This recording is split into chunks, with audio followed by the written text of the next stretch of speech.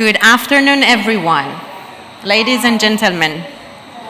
Actually, I just wanted to take a deep breath because I'm a bit emotional right now, seeing this such a huge room being filled with so many faces, so many friends and colleagues.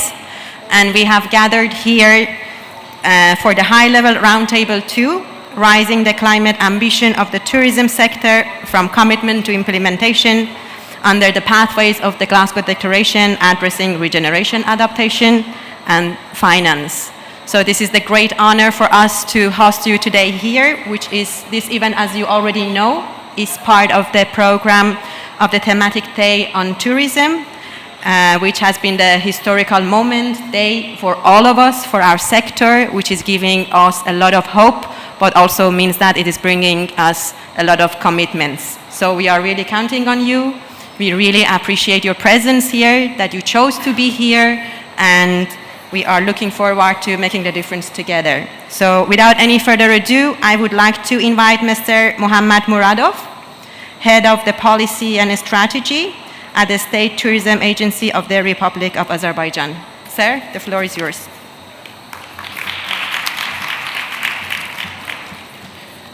Good afternoon, Your Excellencies, distinguished guests, ladies and gentlemen. It's a pleasure to welcome you to this high-level roundtable at COP29. Today's session name is Raising the Climate Action of the Tourism Sector from Commitments to Implementation. Today we will explore a crucial and many aspects of our collective climate response, such as regeneration, adaptation, and innovative financing in tourism. Discussion is timely, but also essential, as we seek pathways to embed resilience and sustainability in the heart of our sector's policies and practices. As we delve into these topics today, I wish to underscore that tourism, perhaps more than any other sector, relies on healthy ecosystems and resilient communities. Our destinations are not merely places or locations. They are ecosystems, they are food systems, they are biodiversity reserves and cultural sites, which is very important to shape the very core of tourism experiences. Yet they are under increasing threat from climate change impacts, and it's important for us to protect, regenerate, and adapt them for a future. Our goal is to develop a transformative vision where tourism becomes an active driver of ecosystem regeneration and climate resilience. In line with the Glasgow Declaration on Climate Action in Tourism, COP29 presents us with a unique opportunity to pursue an ambitious agenda of nature-positive initiatives. This includes investing in sustainable food system, protecting biodiversity, and promoting conservation efforts that benefits both communities and ecosystems. Today's roundtable is an invitation to discuss and share successful intervention, laying the groundwork for an adaptable, nature-centered tourism model that sustains local environments and livelihoods alike. Innovative financing mechanisms are crucial in realizing these goals. Scaling up climate action in tourism requires substantial investment, and in traditional funding systems are obsolete to meet the demands of such transformative change. We must explore creative financing solutions that bring together public and private stakeholders and enable tourism enterprises to implement impactful climate and regeneration projects. This roundtable will spotlight how adaptive and regenerative tourism practices can attract the support needed to grow and strive. In Azerbaijan, we are committed to leading by example. Under our COP29 presidency, we are championing initiatives that integrate tourism into national climate adaptation and resilient frameworks. By supporting the COP29 Declaration on enhanced climate action in tourism, we aim to unite tourism stakeholders in a shared commitment to meaningful climate action. This declaration calls for tourism to actively participate in global climate goals, prioritizing regenerative approaches and ensuring that tourism becomes a sector that sustains and strengthens the environment. Today's sessions bring together distinguished representatives from academia, tourism businesses, and other sectors. I urge each of you to engage actively in these discussions, share innovative ideas, and challenge conventional thinking. Together, let us examine how tourism can advance a climate-resilient model supported by robust financial solutions that protect and enrich our shared natural and cultural heritage. Thank you for your dedication to this cause. I look forward to our dialogue today and to the shared insight that will guide us in creating a tourism sector that is not only resilient but also regenerative, ensuring its positive impact on the planet for generations to come. Thank you.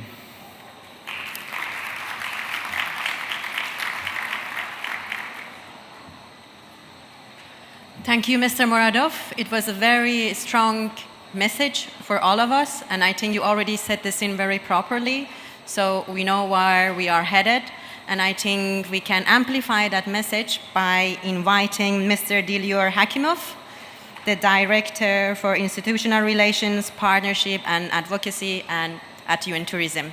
Sir, the floor is yours.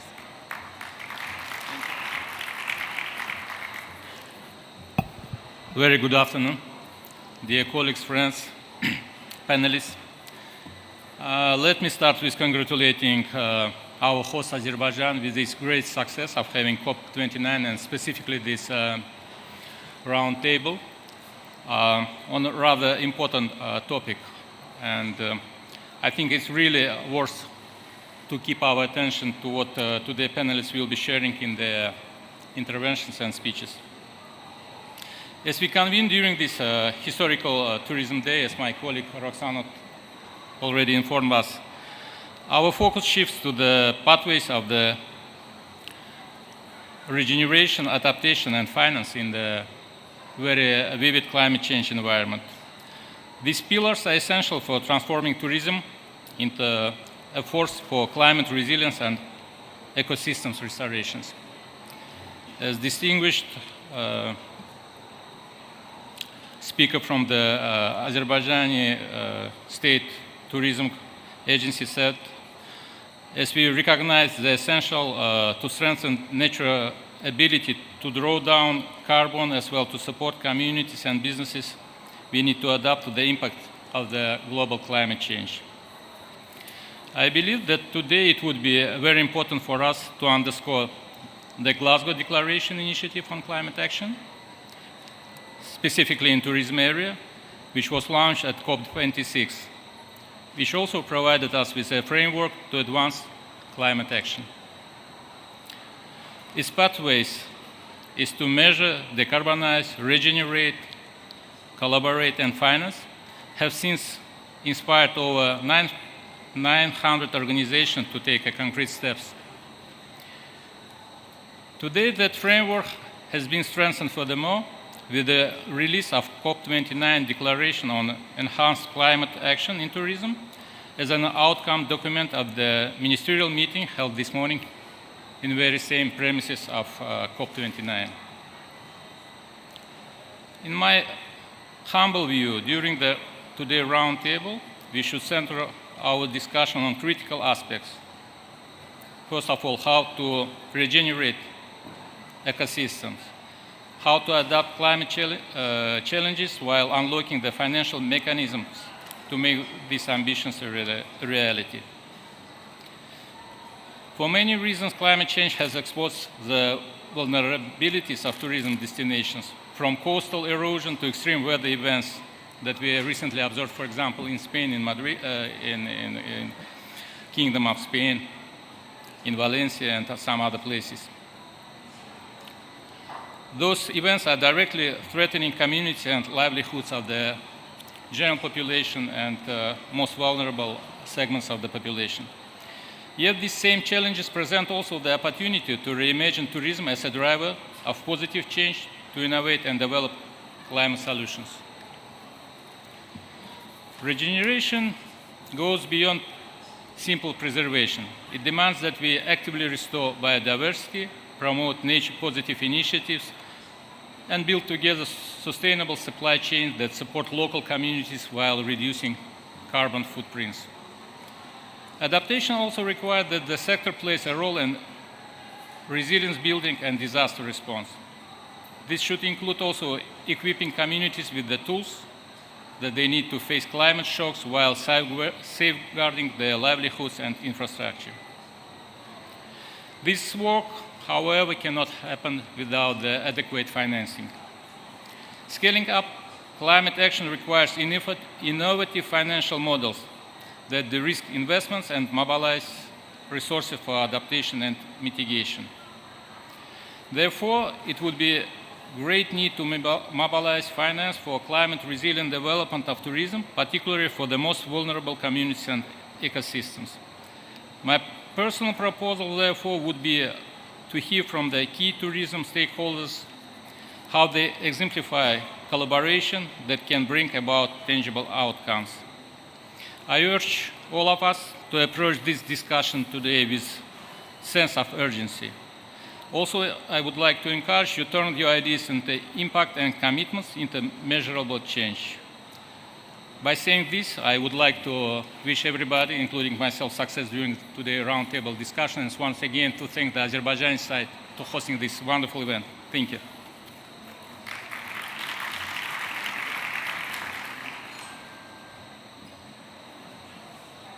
Mr. Hakimov, thank you very much. It was very important, I think, for all of us to hear from you on behalf of UN Tourism how tourism can play a very significant role as a solution for regeneration and adaptation. At the same time, we want to remind ourselves the important role that finance has. And I can imagine we are all curious to know how it could happen, how we can empower ourselves through this kind of instrumental financial aids that exist. So maybe we can inspire ourselves a little bit by inviting Professor Dr. Nazia Habib. She's the founder and director for the Center for Resilience and Sustainable Development at the University of Cambridge. So she's going to present for us the climate finance innovation for tourism economies. Thank you. Thank you very much, Roxana, and thank you everyone for coming. It's a very inspiring day because the question that an academic loves to answer is how. Not what, not why, is how. So I'm actually being tasked to try to inspire you that there is a simpler answer for a very complex problem. And with that challenge, first, let me see if that works. Right. It's about myself because, so I am a professor at University of Cambridge, and one of my biggest ambition in life was to be someone where I can actually understand why my country gets flooded almost every year, 20 to 40% of its landmass. And I also wanted to understand why we are always making the same mistakes. So the answer came by setting up my own research center, the Center for Resilience and Sustainable Development. And as an academic, we sometimes go around in the market with lots of jargons. And I'm going to give you the only one jargon in the first sentence. Who am I and what I do? I apply systems thinking into political economics. What does it really mean? It means three things. I study system, I study power, and I study money. And I'll continue to come back to this because I'm trained as a political scientist, as an economist, and also I have a background in system engineering. What I have developed in Cambridge University in the Resilience Center a suite of methodologies that are known as the art and science of co-creation. Now, the second academic thing that I will tell you, what's the difference between co-creation and collaboration? Please pay attention because this is very important to unlock the question how. Co-creation, and since we're in a hospitality sector, imagine cooking food with your partner, with your family, and someone comes in and puts an additional salt. Who takes the blame? Everybody is cooking together, right? It's a family meal.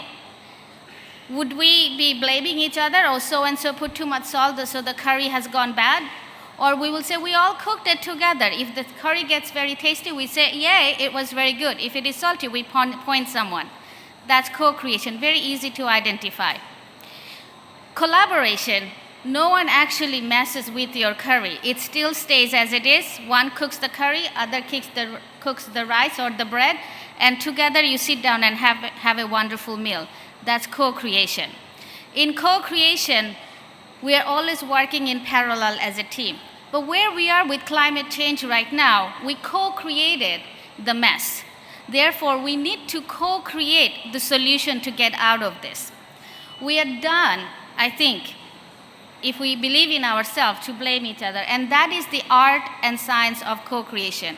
Cooking curry or cooking any food is just as much as an artistic act and a culture and a heritage of a society as it is a science of blending different spice and taste. It's that simple. And that is also, my dear friend, is academics. We are chefs in the kitchen. We innovate. So the next thing is being innovative. And being innovative also has 3 ingredients as I come back to this. And at the end of it, I hope you come out with these 3 variables: system, money, and power. So engineers study system. So as political economists like myself, some of our new generations, we are studying social systems. Systems are very simple. It basically means having a set of procedures done over time in a defined way that is understood by others. So my body is a system. This whole room is a system. It's not complicated.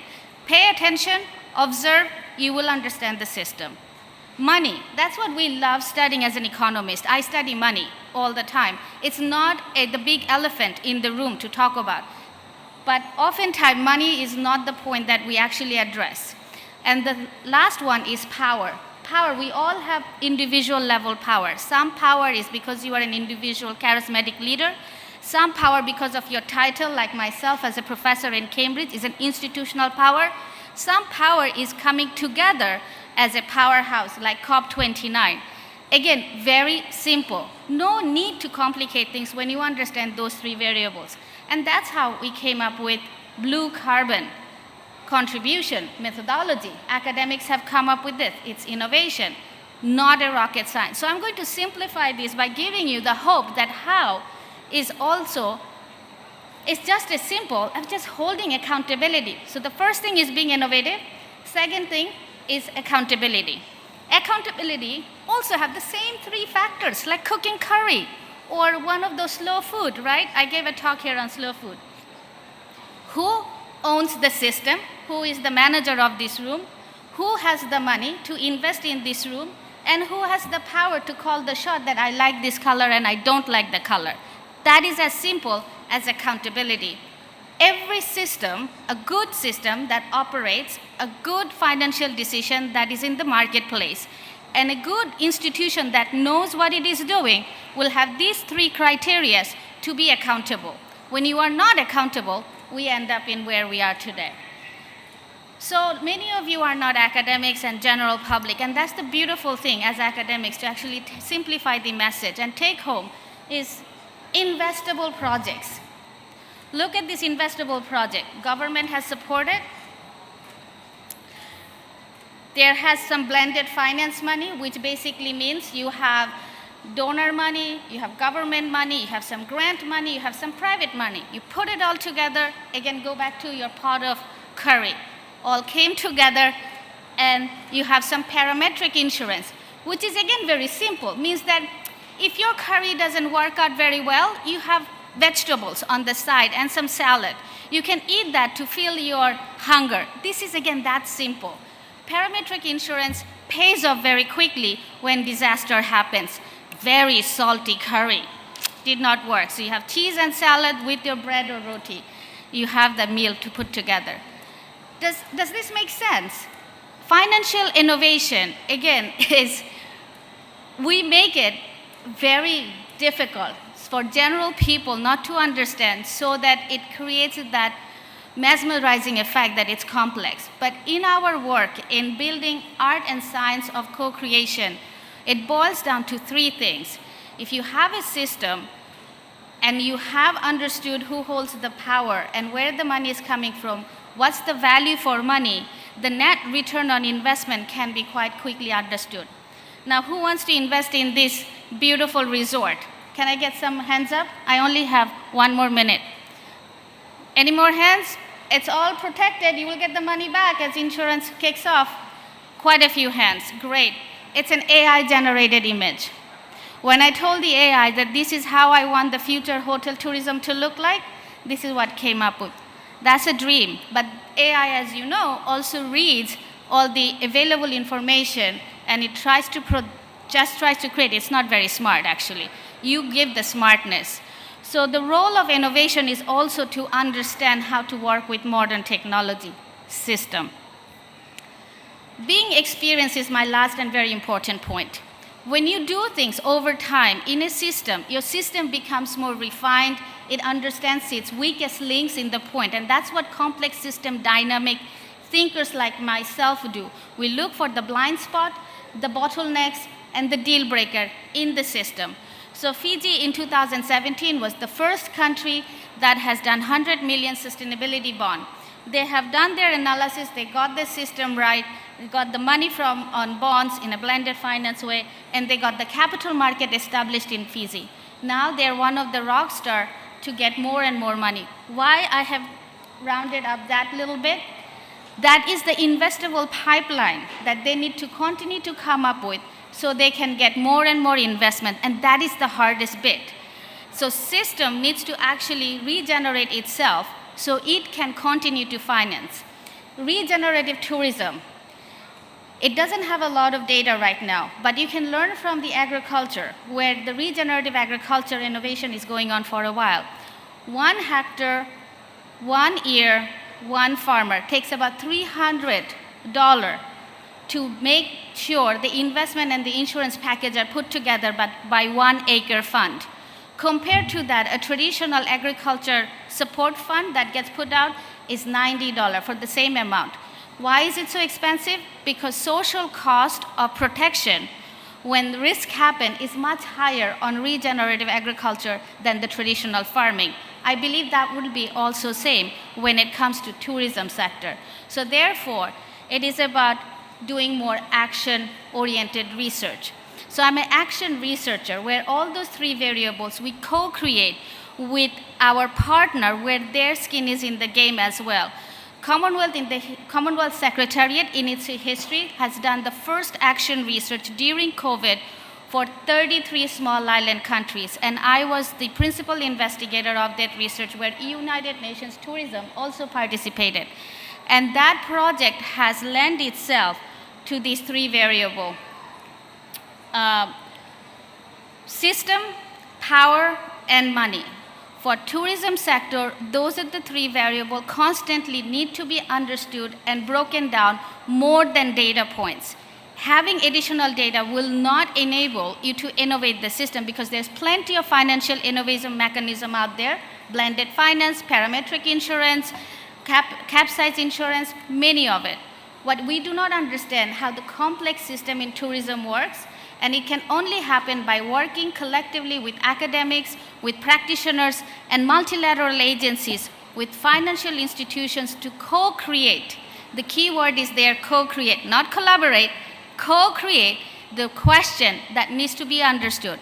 So with that question, I will leave the panel to think systematically with their pocket in their hand, because money is what we often do not talk about, and power on their head, because the knowledge is a big power that we have in addition to the caps that we wear. and get to work with the tourism system. It is the 10% of the global economy. 1 out of 5 jobs are going to be lost because of the climate risk that the industry is threatened by. Thank you very much.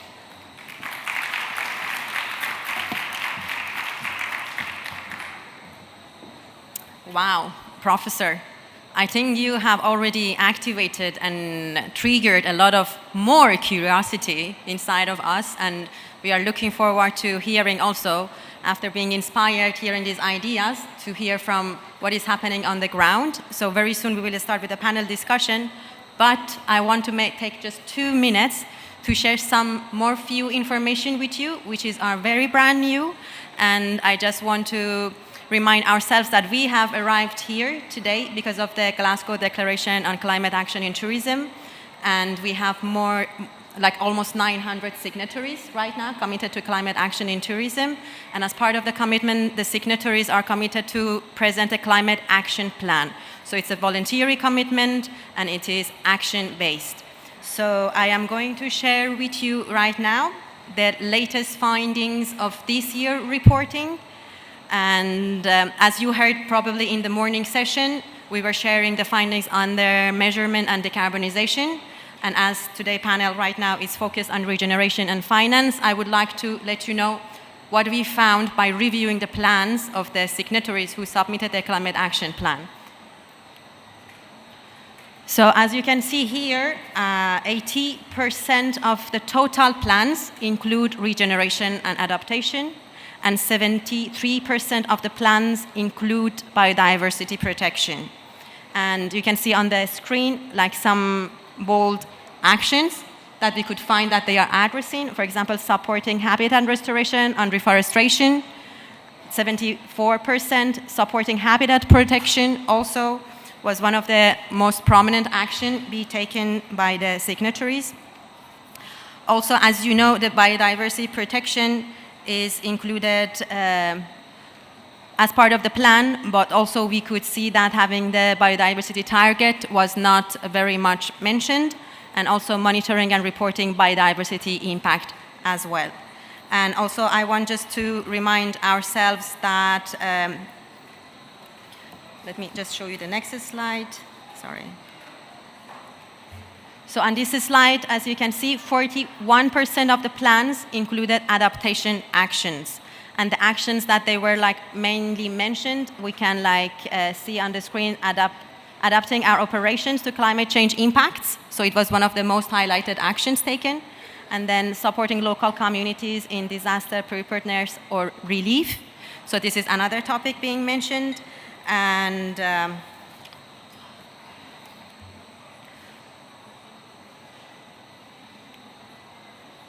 and 29% of the plan refers to climate justice. So you can see that supporting local communities in climate action, 77%. You can see promoting inclusive approaches to climate action, 61%. Yeah, I won't take so much time. This information soon will be available on the website. We will also elaborate more on the details, and I would like to invite Dr. Willy Legrand, the professor at IU International University of Applied Sciences, to join me here on the stage. And we are setting the scene physically, so while really joining me here, our colleagues are also putting the sofa, so little by little, we can show how hospitable we are by inviting the speakers to the floor. The floor is yours. All right, everybody, so they'll be setting up the stage. I've made a request to have the people outside this room be quiet. If it were my classroom, I physically would walk there to tell them to be quiet so we can actually hear each other. But good afternoon, everyone. So welcome to this second session. I think this morning, for those of you who were in the session, there was a sentence that was said, I think it was very good. We need to do everything everywhere at all times.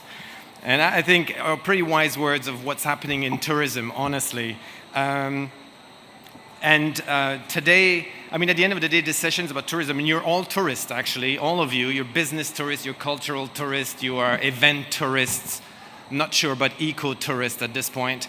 We're all tourists, and our freedom to explore this world is no justification for its destruction. This is clear. That freedom we have in this day and age is actually a privilege. And with privilege comes responsibility. This is what we're talking about here, about an industry that takes responsibility. For me, honestly, this is also a bit emotional because 10 years ago, I was at COP29 in Paris and I was walking the halls as an observer for my university and I felt pretty alone. 10 years later, I wish to say congratulations to everyone that's involved in actually putting this together because it is, in fact, an achievement, which is great. So today we're gathering some experts. They'll be coming on stage in a minute. I'm very excited because I know many of those people and they are at the front line of change in this industry. And before we begin, of course, I want to thank you for attending this session. We've just saw some pretty impressive numbers from the Glasgow Declaration. I think this is important. If you actually have time, take a look at the declaration, the COP29 declaration on enhanced climate action, because if you go to page 20, you will see what we're talking about today, which is adaptation in tourism and finance, and is about delivering results. And in order to shape that roundtable, we'll look at 3 specific areas actually in the next hour. We'll be looking at our potential for climate adaptation and regeneration. This is a word that's been coming up a lot. I will ask my panelists to tell us what regeneration actually means. Because we've been running with sustainable tourism for a long time, as you know. So are we done with this and are we on to something new? So maybe we can touch on that. More important actually will be the significant role of internal and external finance mechanism to actually achieve change. And we'll be talking a little bit about global, I feel like saying cooperation, collaboration, but I think I have to say co-creation at this point, because my colleague will be looking at me with strong eyes. And so therefore, to discuss the finance, climate adaptation, and regeneration, our seats are ready, the mics are ready. We're going to welcome all these experts. I'm going to name them with their position and their industry. They're going to come and sit down, and then we'll get started. So joining us is Ms. Champagne Koulnides. She is Chief Sustainability Officer at Miner International. Come to the floor, Champagne. Thank you for joining us. Yeah, of course. Yes, please. We have Mr. Thomas Mills. He's Senior Climate Expert at Booking Holdings. Many of you may have used, actually, his company to come here. So, Thomas, please.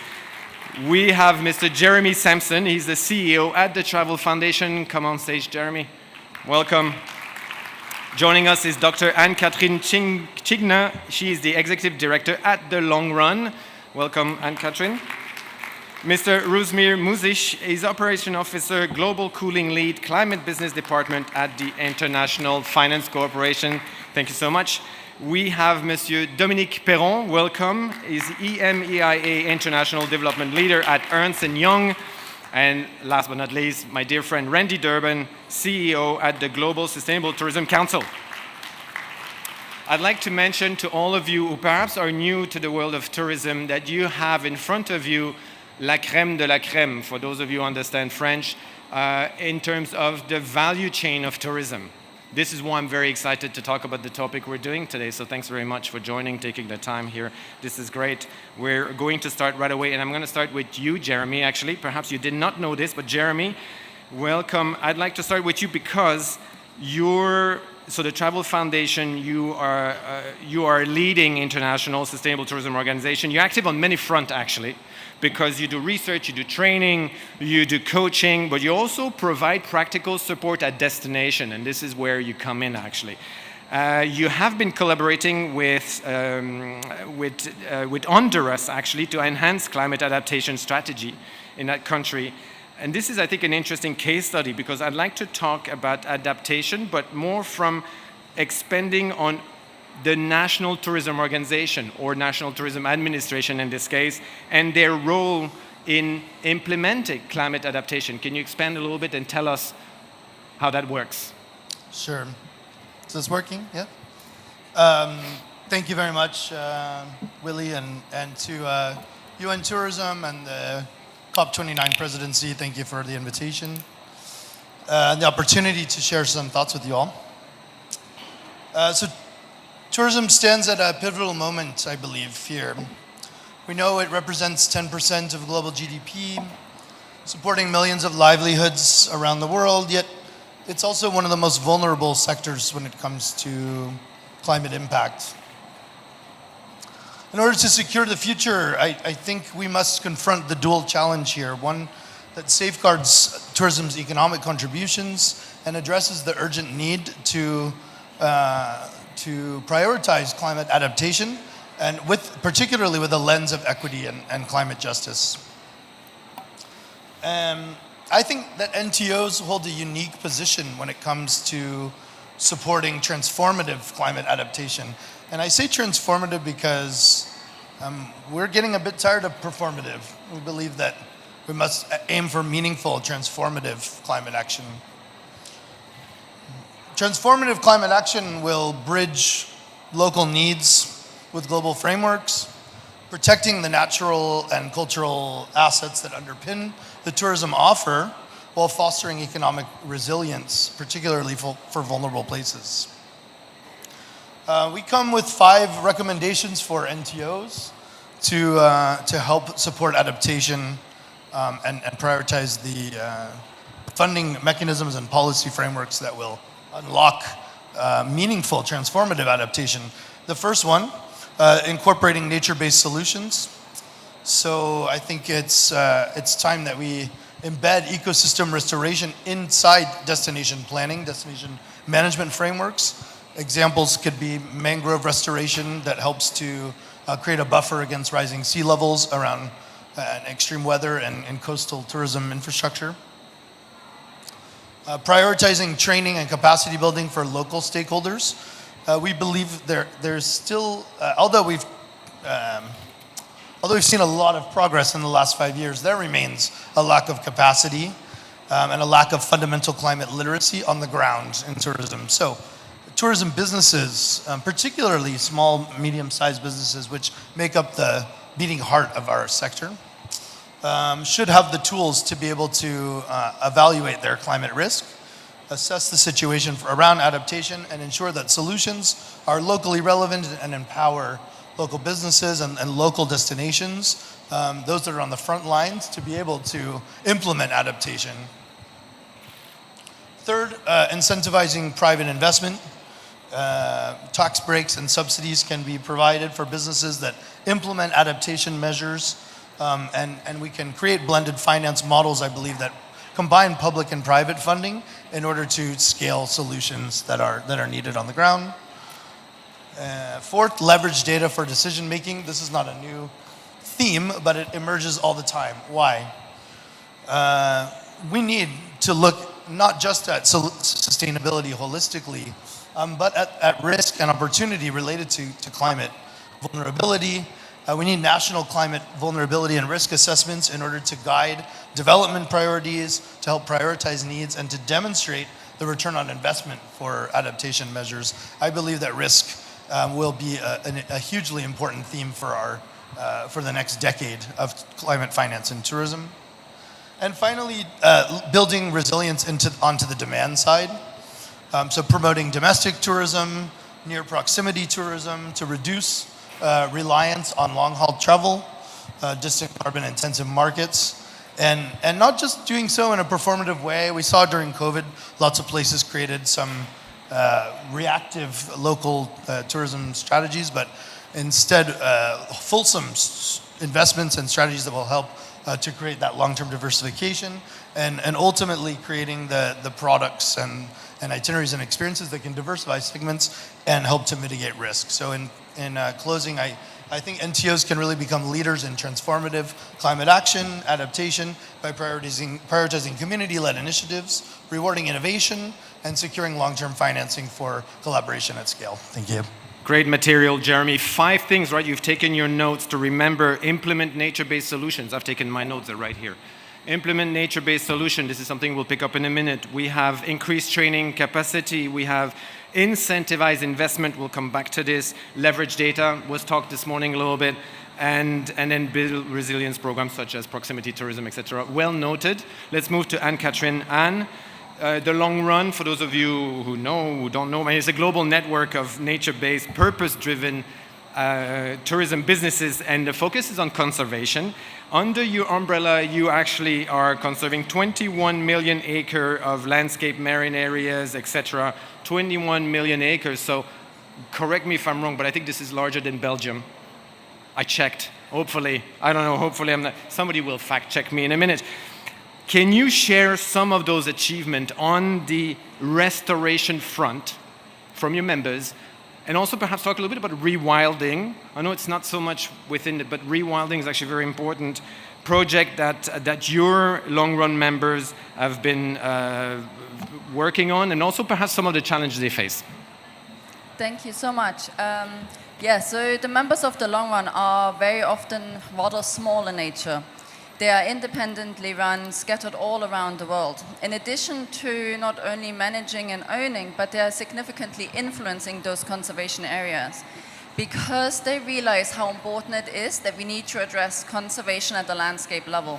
We need to work across fragmented ecosystems. We need to have a multi-stakeholder approach in order to elevate everyone. We need to collaborate to make this work.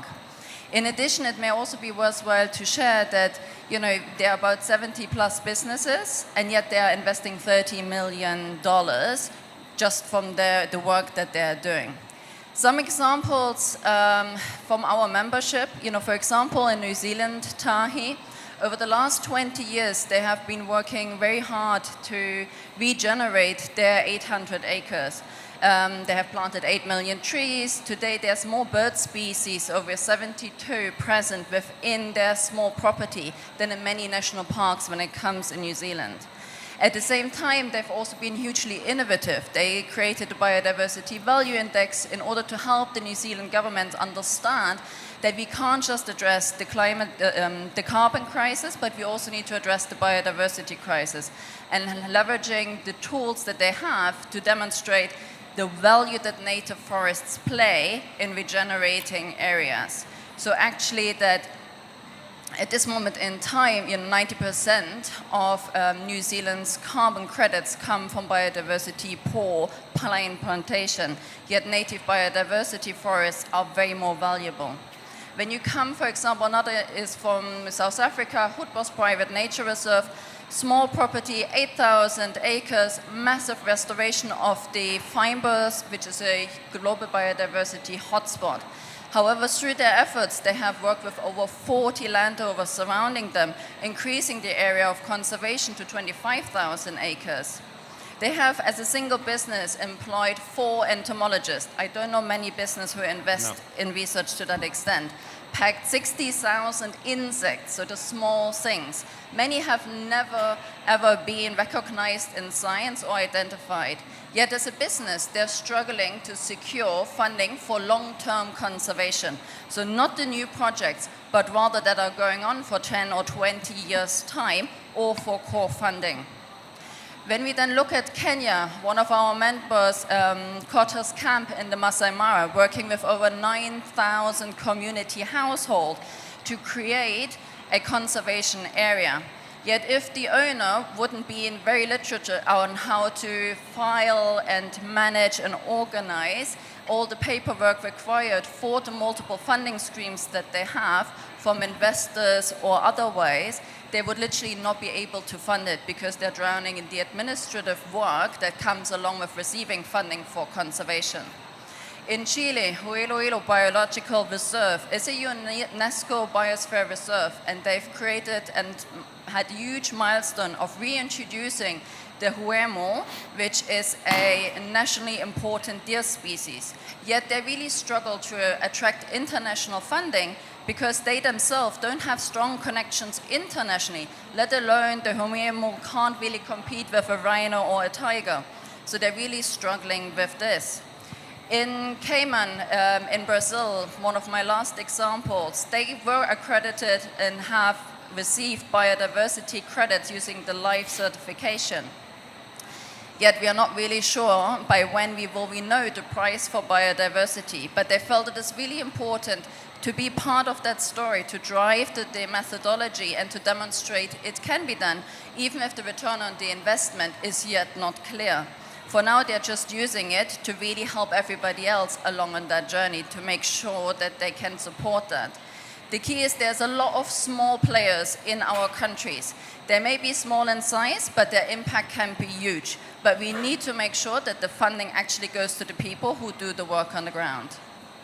This is great. You've taken your note. Paperwork, admin work, bureaucracy for SMEs in tourism, and that's the bulk of this tourism is really, really difficult, and it's actually a barrier that needs to be surmounted if we want to achieve better investment, better funding, in fact. The connection to international funding, you mentioned that as well. So this is all very good. There's also a question on return investment, but we'll come back to this in a minute. So moving to Randy at the end of the row. Randy, we've heard from NTO, right? Jeremy talked about this. We just heard from Anne at the operators level. You sit a little bit in between, or with both, actually. You sit with both, because at the GSTC, you manage those global standards for sustainable travel in tourism, the GSTC criteria, it's called, including the destination criteria, the hotel criteria, etc.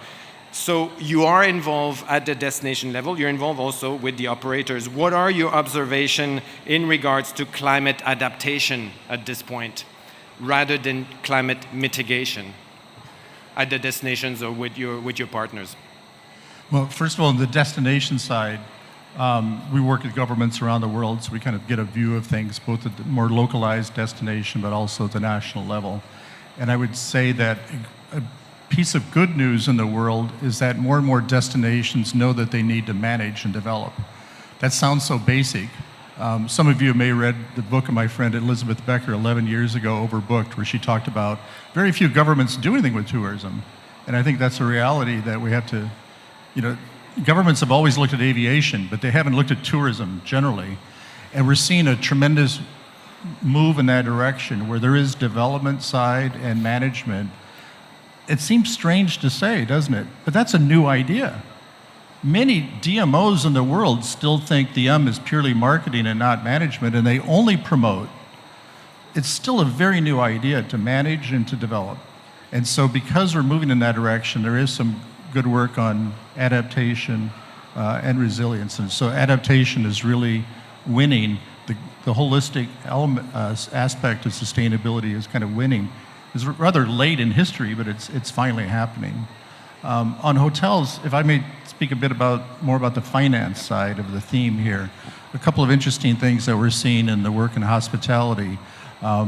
Some of you who know me have heard me talk about the fact that we see for big brands, in many cases, we see the franchise model as actually a barrier to sustainability, because many big brands have lovely internal programs in sustainability, but the ownership chooses whether at each individual property, whether they participate or not. But there's very good news on that front. Have you heard the phrases green premium or brown discount yet? If you won't, I think you'll hear more about them. Interesting recent development, just in the last year or two, the global community of hotel investors and owners have started to see that the valuation of their capital asset, the property, is stronger if they've made the building greener and instilled more sustainable operations. They're calling that the green premium. And the reverse is they see the value lesser if the building and the operations are not so green, the brown discount. This is tremendous news for us in hospitality, because now we're reversing this idea that the franchise model may have gotten in the way, whether I was right or wrong. Now, just think about it. If the capital markets see value in sustainability, that's really going to drive things, and it is driving things. So now we're seeing that whereas before the brands thought they had to compete purely, more on price with each other, and they couldn't spend as much thought and money on sustainability, the opposite, it's just flipped over. So that's tremendous news. And a key to that is that when ESG reporting really started, most of it had no external verification, and the financial markets weren't buying it. But now we're seeing more and better external verification. The earlier roundtable was an extremely important one, talking about the movement now in measurement and reporting that's been so lacking. Now that we're starting to get better data, good measurement and good reporting, then that can get to the financial markets, and now we can start seeing some impact. So I would challenge all sorts of tourism businesses that if you can measure better, report better, all of your stakeholders, whether it's on the financial side, but on a customer satisfaction side, and your employees, all stakeholders are going to respond. So the financial model, I think, has shifted all for the better. Yeah, so I mean, the idea of brown discount and stranded assets actually is something we've been talking for quite a few years. you can think of stranded asset as coal power plant, but in fact buildings, we've been talking for, and this is actually real, this idea of fragmented ownership, maybe we can push that a little bit, but I'd like to perhaps come back, and our next speaker is actually Champagne. Maybe you want to say a few words about this, but Champagne Manor International is one of the largest hospitality companies in Asia-Pacific region. People may not know this, but you have over 3,000 hotels and restaurant businesses, I believe. So how are you engaging on biodiversity protection, adaptation, and perhaps even more important is how do we obtain financing from those financial institutions when the impact on adaptation is maybe difficult to quantify, which links to the point that Anne was making. Hello? Can you hear me? Mike?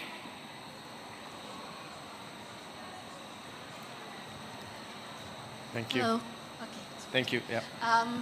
Thank you. The minor hotels actually started off from a handful number of resorts. So for us, nature was very, very important in actually the sustainability and the survival of our business. And from the onset, we really paid a lot of attention on protecting the nature. And this is 20 odd years ago.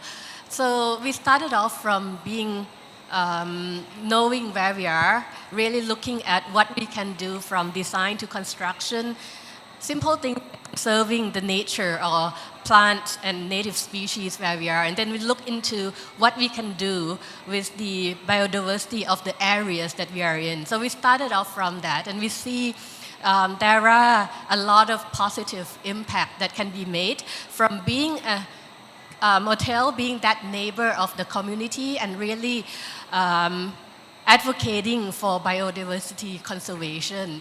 And we bring along our guests and our communities in doing so. So projects that we have such as coral protection and regeneration, mangrove protections. We do also have a foundation on turtles where we actually protect the turtles and the turtle habitats. So it actually go from just the turtle as a species to actually the areas where the turtle nest. And then we also look at specific species like wildlife, elephants, wildlife in Africa. And a lot of that, when you really put the programs together, you can see the impact of biodiversity protection, some certain aspects of regeneration, I would say, and also the guest experience. So a lot of it actually would be bringing together our guests and our communities to work together. So biodiversity, I think we see a lot of clear pathways and what we can be doing. But on adaptation, I think that's something that is we can do more of. It's a bit of what we can add on to the current initiatives that we have. So when we look into adaptations, most of the time is currently operationally led and done within our control. So looking at cooling, for example, how do we actually have more plants, plant more trees, having it more cool, reserve or conserve the water, and also bringing together the construction and the design. But that's adaptation from the business point of view. But adaptation for our communities into our supply chain, that's where we're actually working on looking at the risk and the supply chain risk for food produce, for example. If something happens, what are the alternatives? But what we can do more is on our community investments, where we can actually go and work with our communities and really making sure that they also know these risks and can adapt, and also learning new knowledge, new ways of, for example, planting crops that are more climate resilient. I think that's more of what hospitality sector can actually contribute to our communities. And I think last one in terms of finance, it's a bit difficult at the moment because most of these initiatives are local scale. But it doesn't mean that we can't do it. For Minor International, as we are a listed company, we've done things like sustainability-linked loans. And when we were exploring this, one of the things that we have to come up with is the targets. And we don't do the financing for the actual cost. So we actually do sustainability-linked targets and get the financing. So instead of having things like solar panels or projects that is climate mitigation projects, we do financing for our general use, but using the targets as incentives. And one of the questions that we've got from our financial institutions is, are you doing anything on biodiversity? And they wanted us to come up with targets on biodiversity with the impact that we can show in a global scale that we really help preserve. Unfortunately for us, we try to put together our coastal protection projects, but as a percentage of total areas that we have in comparison to our total hotels, is still a small portion. So that didn't come into play for this time. But I think there are a lot of opportunities to really upplay that, and also for us to make it more of an umbrella project that can actually go in and get financing. Very nice, thank you so much. There were quite a few keywords, actually, we'd like to come back in a minute. I just want to go down a little bit the line, the value chain in a way of tourism. Thomas, Booking Holdings, you're the world's largest provider of online travel. You've adopted the Science-Based Target Initiative's net zero target for 2040. That's a big effort because of Scope 3, as we know.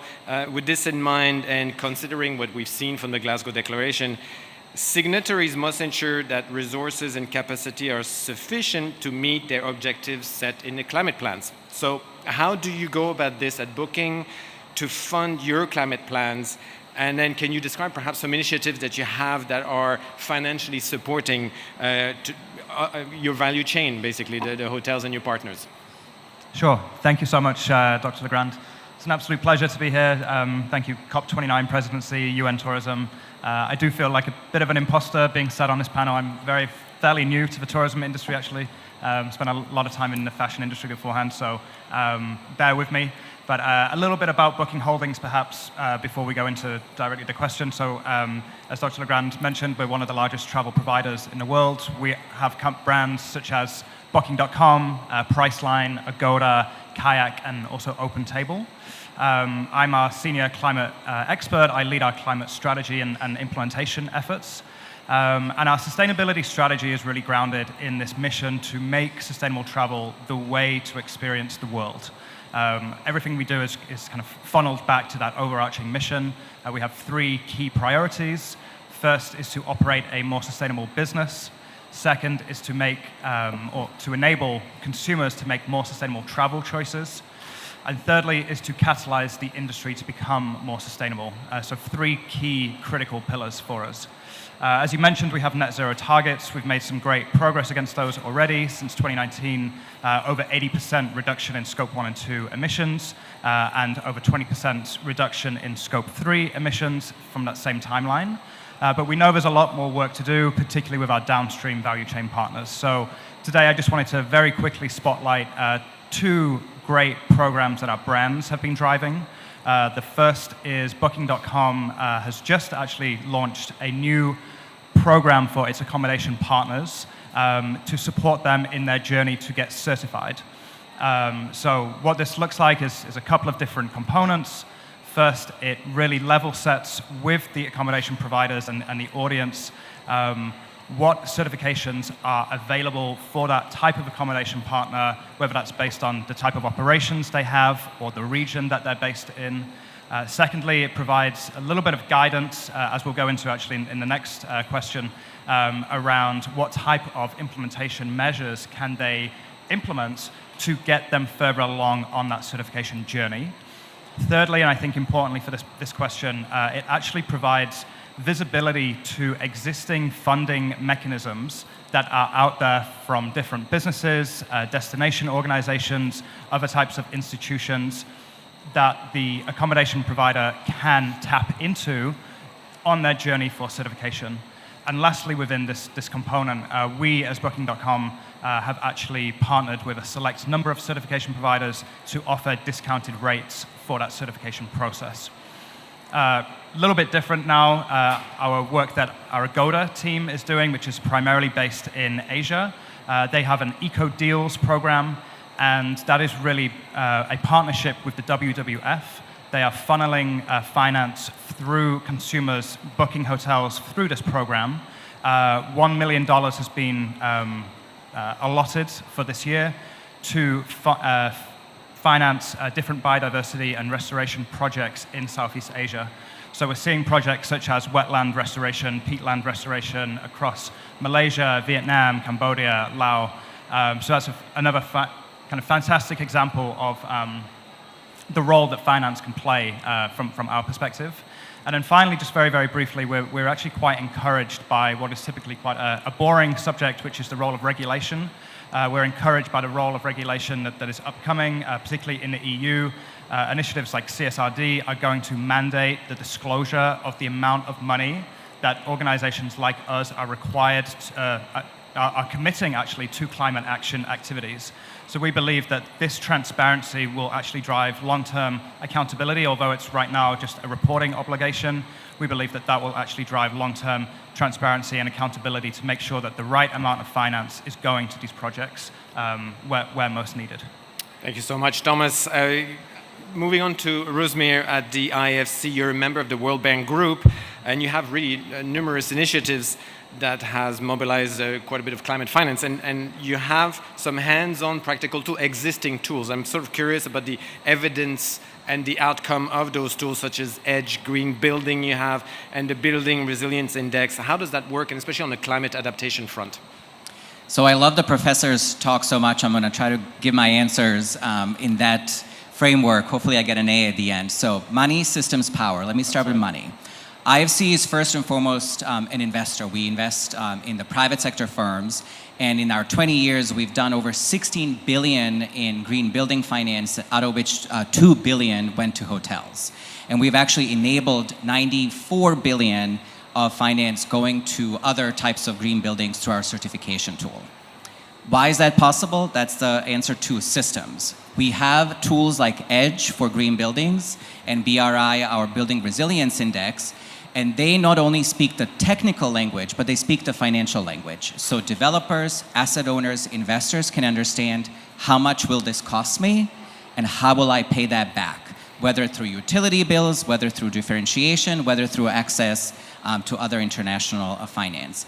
So we've done a lot of work on this on the green side. I was one of the co-authors with the Sustainable Hospitality Alliance. There's a report called Business Case for Sustainable Hotels, and you can see a ton of case studies on this part, and we're now looking into that work with adaptation as well.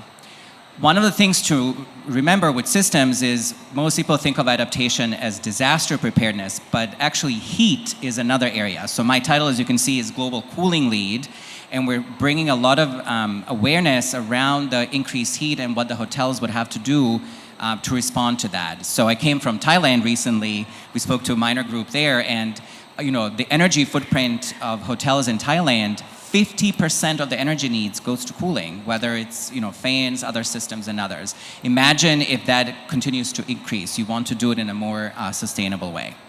So now we get to the third part, which is the power. And investors have that power. So I'm going to connect again to Randy, brown discount, green premium. You heard a little bit from Champagne on what's called SLL, sustainably linked loans. So investors like us or other now institutional investors are willing to give you discounted interest rates if you commit to targets. Those may be on biodiversity, they may be on green part or on adaptation. The opposite side is the brown discount. So for an institution like IFC, the brown discount is infinity. We cannot work with you unless you have a green credential and unless you have been analyzed for exposure to climate risk. So there is a green premium, but I think you need to understand that for a lot of the multilateral institutions and increasingly other private banks and others, the brown discount is actually infinity. So all of that together, the final power is yours. So if you believe in us and some of this analysis that the green action, whether it's biodiversity, whether it's energy efficiency, does in fact bring money back, that this isn't money that is lost, it is a return on investment, then that ultimate power is yours to join us and be part of the movement. Thanks very much. I just want to mention that that publication on the business case is available free of charge with those cases and the calculation as well. So that's homework for tonight.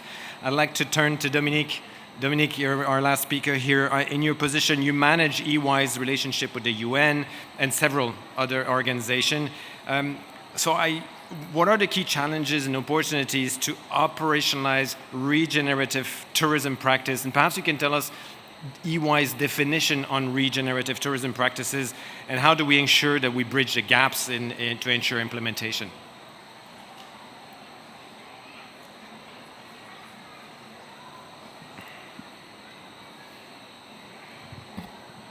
Thank you. Thank you for the question. So it's a bit difficult because already a lot of topics have been covered. Nevertheless, I will bring some view in that. So clearly there is challenges. I will try to take some other angles to that. I'm also working with the private sector and governments, philanthropy, family offices. And for me, the main challenges when we start developing a new program or doing something is confusion. And if people get confused, they tend to focus where it's clear. So for me, one of the challenges is to make sure that we all have a standardized, agreed, and universally agreed definition of what we try to do. Because the main risk is if everybody is coming with different, definition, people get lost. As soon as people get lost, they turn to the one which are much clearer. And also linked to that is the reporting, because reporting is important for everyone. When we look at the partners, we have government, we have private sector, and even with the private sector, we have two types. We have the multinational, I would say, the very large organization. They have different models, they can scale and everything. And then the middle market or small medium entities, there are two different ways. And then we have also you as tourists. And then it's where it becomes really important, because I'm very lucky to be in front of you, because you have multiple hats. First of all, you are potentially customer, so you have expectation. The second one is, I suspect that you pay taxes. So if you pay taxes, part of your money will go in such program. Are you confident about it? And potentially also you are maybe shareholders of some of the private companies. And if not, you might have a pension fund, and that pension fund invests in the private sector, which has an impact. So the key question is, do you recognize the return on investment? Meaning, reporting, clear reporting and impact measurement is essential. And again, we cannot have multiple types of report. We need to have overall agreed reporting models. Otherwise, it will be too complicated for everybody, including for any professional to agree on what we have done or not. And then also, we always talk about return on investment, which is good. Key question is, because we need to recognize that the tourism industry maybe has not the highest margin and profit. Meaning that they're really careful on how we invest, and then the tendency is to find quick returns. In that space, it's maybe not possible. So the question is how to develop innovative financing model, and I can really see an opportunity for the private sector and public sector to work together hand in hand, including with the local communities, which sometimes are not included. That is another challenge in the discussion. Because then it could work. And so the last one was also touch bases about regulation and policy. So I'm glad to see developments. But again, we need to look at the global view, because otherwise, especially for international organization or large company, become really complicated to navigate in a maze of regulation and policies that sometimes they are not aligned. Because then it's the best way to lose money and have less impact and not find the return on investment, even if it's long term. So probably there is multiple solutions, having a platform, co-creation, sharing amongst countries, but organization to make better and faster, and to optimize through also innovation and new models. Yeah, I mean, I think we need an extra session on how do we report on our regeneration impact. We've just heard this morning the launch of KPIs for sustainability. So I'd be interested in sort of the metrics behind regeneration, but we actually have to pivot and talk about finance more. And you've listened to all of this, okay? So I'm interested because you're the ground zero, like you're the front line of sustainability with your members. So, and you've mentioned that. They often find it challenging to fund at scale because of their size, because of the administrative processes, because of the reporting, etc. What would you hope for? Maybe this is a call here that we can take note. What would you hope for the best case? What solution would you like to bring forward that needs to be implemented to facilitate their work and facilitate their impact? Thank you. I think, looking at the people that we work with, often funding always calls for new project. What is the new thing that we are doing? Yet there's people who have been doing successfully conservation, regeneration, rewilding for 5, for 10, for 20, for 50 years. Yet they can't access it because it ain't new to them. It is really important that funding aligns with the complexity, but also the longevity that conservation requires. The other thing is what I mentioned in South Africa. A lot of people struggle. They get funding to plant a tree. But what about the back of house? What about paying people's salaries, the core costs, the administrative side? So the entire infrastructure around it, ultimately. It's really hard for people because they want to do the right thing. They want to accelerate their work. They want to work with more stakeholders. Yet they can't physically do it. And it's really hard for us to see when the people we work with over the last 15 years, how their scale and size of influence is increasing, but eventually is stopping because the administrative burden of not just having one grant, one investor, but a multitude of things, it literally means you have to employ 5 people in order to deal with it. There is not common way of reporting of all the administrative things. Everybody wants something else from the people on the ground. So is then the money going to work on the ground, or us hiring administrative people to just document all the things that we are required to report on for the money that we are receiving? The other thing is, I think also there's a lot of focus on quantitative. We do need data, yes, but there's also a lot of qualitative aspects, whether that's the improvements to the biodiversity, how the community is engaging in certain things that are very critical for conservation to be there in perpetuity, but they're not so easily quantifiable. So we need to also think about the measurements and the matrix that we are using. And also a lot of funds are large scale. Often projects don't need millions of dollars. What they need is tens of thousands, hundreds of thousands, but rather smaller chunks that can have a real deep impact and that can really drive change. And then also it's important that a lot of these businesses, they are a business. They do want to make money. A lot of money that is available is for NGOs, is for charities, but businesses that are purpose-driven also do the right things, but it has to align with also what they are doing. And I think it's also important to think about, funding the enablers. The Long Run, the Trevor Foundation, many maybe that are here in the room who do actually critical work to strengthen businesses, to make sure that they're resilient, they're doing the right thing, they're deciding on which tree to plant, where and how. And that is the important things. Tool, capacity building, training are essential for us to fund and to support. And sometimes you're doing the work directly and sometimes it is indirectly. But making sure that funding encompasses all is really, really important. Jeremy, I see you nodding the whole time, so that must resonate somehow with you. Do you want to add a few words? We keep it short, but do you want to add a few words? And where I can hear as well the topic of climate justice, which is something which is close to your heart. Do you want to comment a little bit on Anne and also on climate justice? Yeah, I feel seen. Thank you. We believe in strengthening the enabling environment for stakeholders to be successful, and that is a lot of work. And that work involves sometimes the systems change work, the building of capacity. And I also agree on the data piece where we need to believe in a theory of change. and sometimes the indicators of success are are lagging ones, or they are fundamental.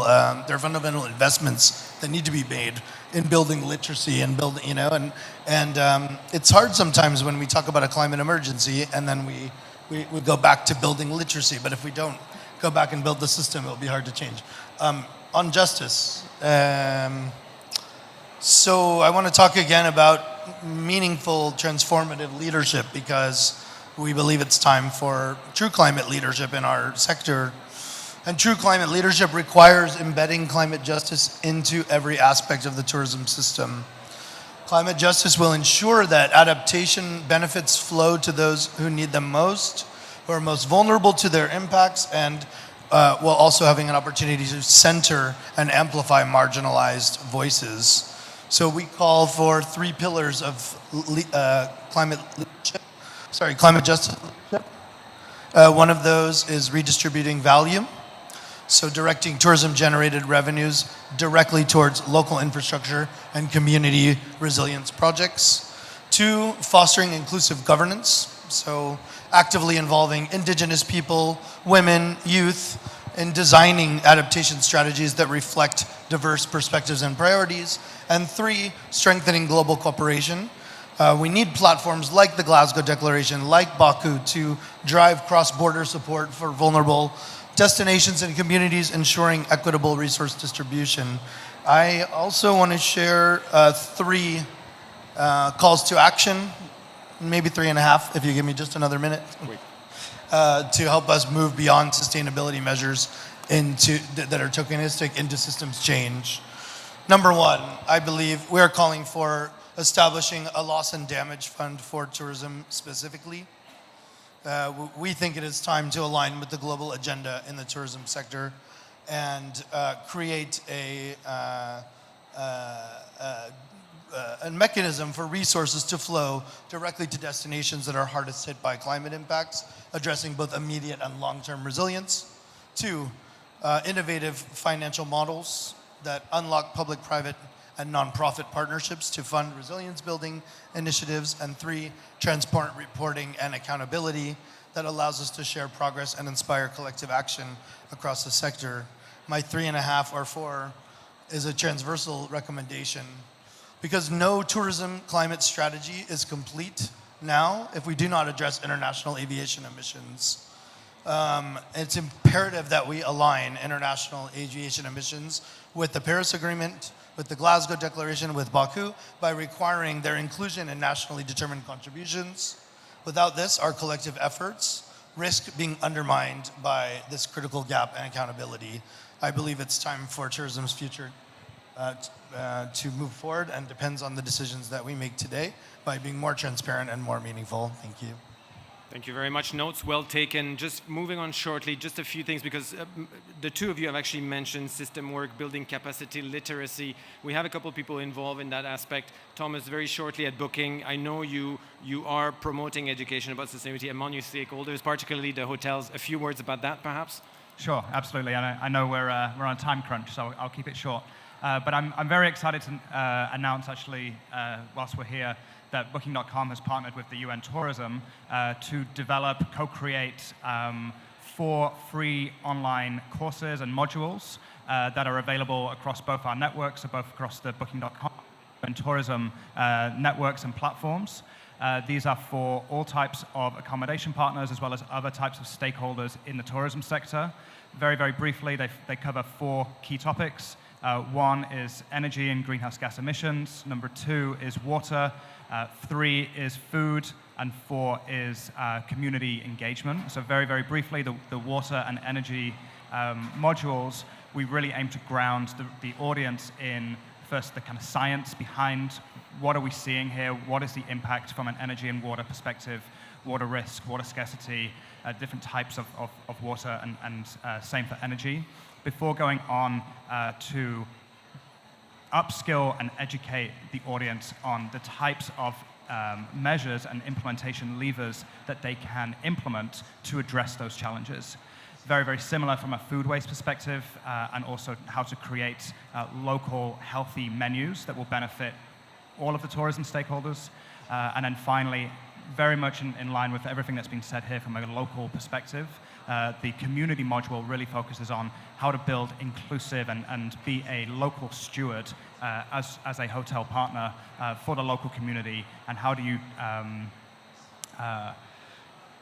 advocate and have purpose with the local community, I would say.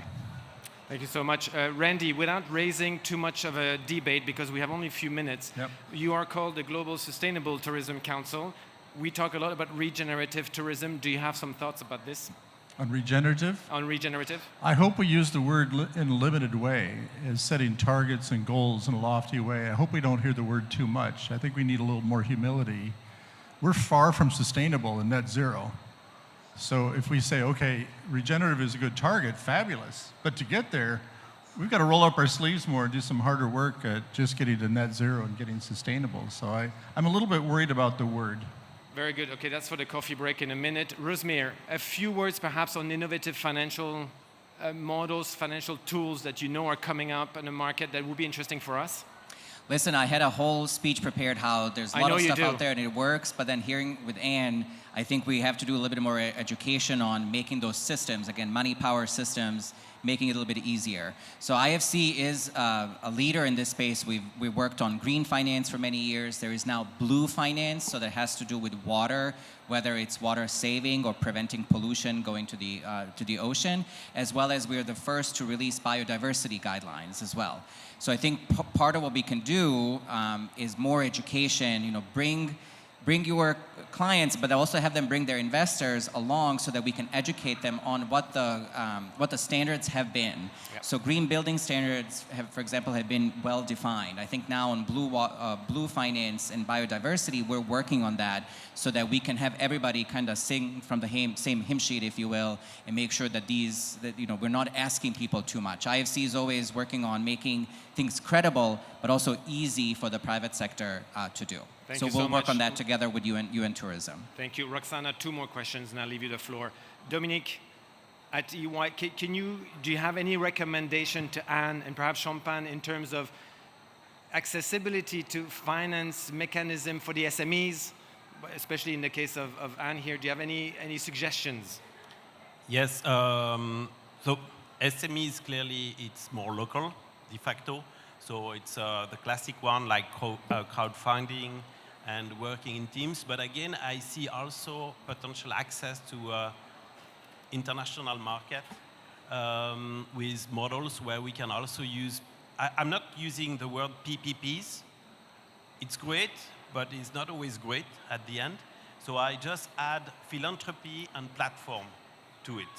Because especially for the SMEs, it's key to have also the philanthropist joining the discussion, because it's a mix. It's kind of blended finance with private, public, and philanthropy, and that it's also a great model to move faster. Thank you so much. Champagne, you have the last words as a hospitality group.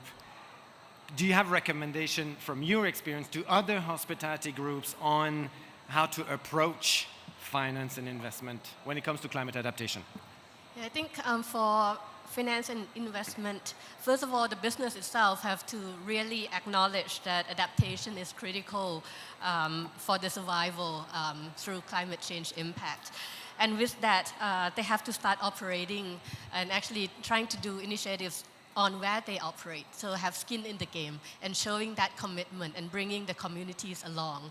And to do that, really you have to look at many things, including the impact, considering the risk, the likelihood, the possibility of success, and especially the engagement and commitment from all parties, not just the business itself, but the communities and the stakeholders, bringing them all along together as a pack, co-create, work on something that is actually impactful and bring that to the table to perhaps, you have to go with the, not financial institutions, but you go with operators, with third party, with NGOs, trying to find that funding and escalate that into something that is meaningful and showcasing that could be successful. And that's also tapping into things like the private funds, family offices. These are areas where you can actually, once you show impact, there are funding to be had. Thank you so much. Please remain on stage. Remember, remain on stage because we're going to do a little family picture. Remember, there are no passengers on Spaceship Earth. We are all crew, and crew take responsibility in times of crisis. I think we've seen this. I'd like you to please give a good round of applause to those people that have been in the front. Thank you so much. Please stay around, Roxana. The floor is yours.